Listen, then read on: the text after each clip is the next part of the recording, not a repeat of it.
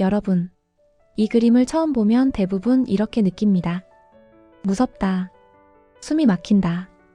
도망치고 싶다. 하지만 이상하게도 눈을 돌릴 수는 없습니다. 오늘 이야기할 작품 프란시스코 고야의 1808년 5월 3일입니다. 이 그림은 영웅의 그림이 아니다. 이 작품은 흔한 전쟁 그림이 아닙니다. 여기에는 칼을 높이 든 장군도 없고 개선 행진도 없습니다. 오직 총을 든 병사들 그리고 곧 죽게 될 사람들만 있습니다. 고야는 이 그림에서 프랑스군을 악마화하지도 스페인 민중을 영웅화하지도 않습니다. 이들은 영웅도 아니고 순교자도 아닙니다. 그저 죽어야 했던 사람들입니다. 이 그림이 불편한 이유는 분명합니다.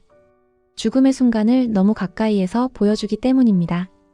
이것은 권력이 민간인을 대하는 방식에 대한 가장 차가운 기록입니다. 그리고 고야는 한 국가의 범죄가 아니라 인류가 반복해온 방식을 보여줍니다. 그래서 이 그림은 1808년에 머물지 않습니다. 1808년 스페인은 왜 전쟁터가 되었나? 18세기 말 19세기 초 유럽은 나폴레옹 전쟁의 한가운데 있었습니다. 1808년 5월 2일, 나폴레옹 군대가 마드리드를 점령합니다. 프랑스군이 스페인 왕실의 마지막 인물들까지 프랑스로 끌고 가려 하자 시민들이 거리로 쏟아져 나옵니다. 밤새 체포, 그리고 다음날 새벽 무차별 총살. 이 사건을 스페인에서는 도스데 마요, 즉 5월 2일 봉기라고 부릅니다. 고야는 이 장면을 또 다른 그림 1808년 5월 2일로 먼저 그렸습니다.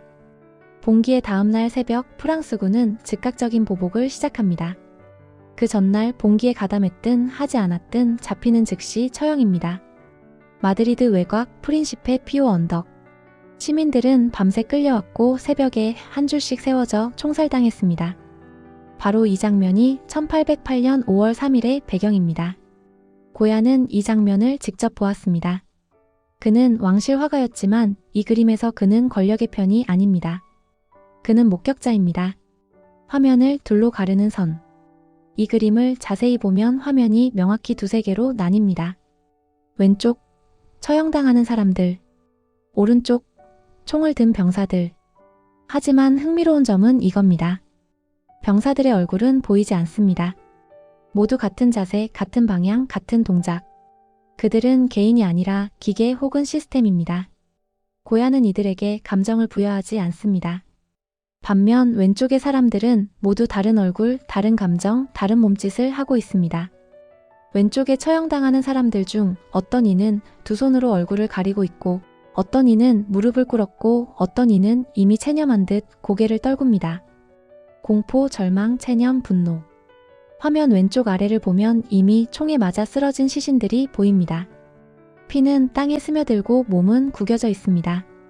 그리고 중요한 점은 이 시신들이 바로 위에 서 있는 사람들의 결말이라는 사실입니다. 이 그림에는 과거, 현재, 미래가 한 화면 안에 겹쳐 있습니다. 고야는 말합니다. 폭력은 익명적일 때 가장 잔인해진다. 그림의 중심, 하얀 셔츠의 남자. 이 그림에서 가장 밝은 부분은 어디일까요? 바로 중앙에 하얀 셔츠를 입은 남자입니다. 그는 두 팔을 벌리고 서 있습니다. 마치 십자가에 매달린 그리스도처럼. 손바닥을 보면 붉은 점이 보입니다. 성은, 즉 예수의 상처를 연상시키는 표현이죠. 하지만 그는 성인도 순교자도 아닙니다. 그저 이름 없는 시민입니다. 이 인물은 특별한 사람이 아니라 누구나 될 수 있는 사람입니다. 빛은 어디에서 오는가? 고야는 이 처형을 한낮이 아니라 밤에서 새벽으로 넘어가는 순간으로 그립니다. 이 새벽은 새로운 시작이 아니라 반복되는 죽음의 시작입니다. 그래서 그림에는 따뜻한 자연광이 없고 인공적인 랜턴빛만 존재합니다.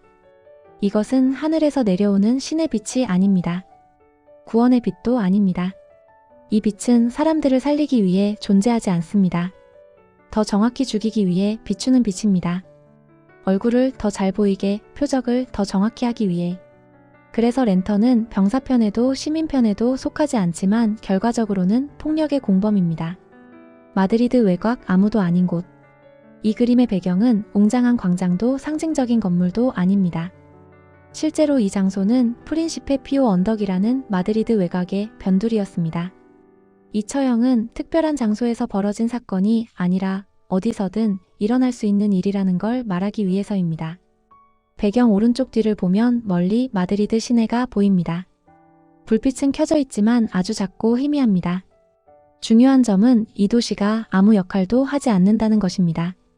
하늘은 거의 검게 가깝습니다. 별도 없고 달빛도 없습니다. 이 그림에는 신의 개입이 완전히 부재합니다.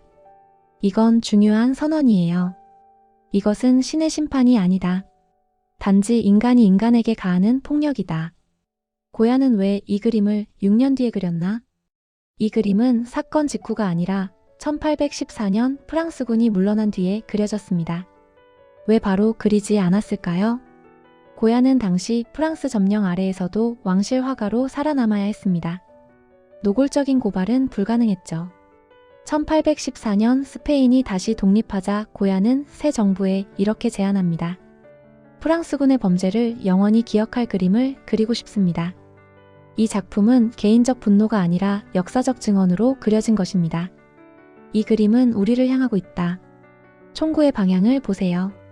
약간 왼쪽을 향해 있습니다. 그 방향은 바로 그림 밖, 즉 관객입니다. 고야는 묻습니다. 만약 네가 그 자리에 있었다면 너는 어디에 서 있었을까? 총을 들었을까? 아니면 하얀 셔츠를 입었을까? 1808년 5월 3일은 과거의 사건을 그린 그림이 아닙니다. 이 그림은 전쟁이 반복될 때마다 다시 살아납니다. 국적이 바뀌고 군복이 바뀌고 총의 형태가 바뀌어도 이 장면은 계속 반복됩니다. 고야는 이건 잘못됐다라고 우리에게 말하지 않습니다. 대신 외면할 수 없게 만듭니다. 그리고 마지막으로 이 질문을 남깁니다. 인간은 언제까지 같은 장면을 반복할 것인가?